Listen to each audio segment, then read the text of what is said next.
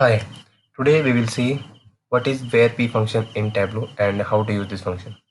So VARP function is an aggregation function and it helps us to find out the population variance of a particular expression or a certain rows which contains the numeric data.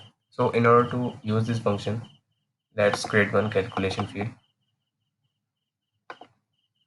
So here title and type here function. Here R stand for variance and P stand for population. So on the right side we can see, so it returns the population variance of expression. So in this case our expression would be either discount or profit, quantity and sales. So for example, if I take the example of this expression will return the population variance of sale. So if I click on apply and okay, so now take this function. So if you want to see the total population variance, so directly take this VARP field and drop it onto the text. So this is the value which we have got here, which is 388 396.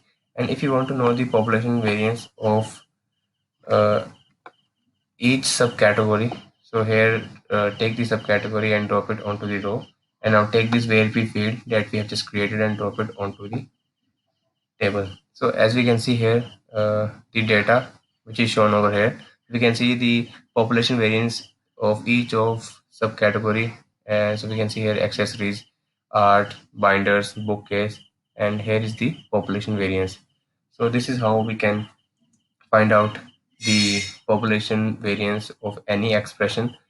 So if I go to my field again and click on edit, so instead of sales, if I want to know the population variance of profit, so here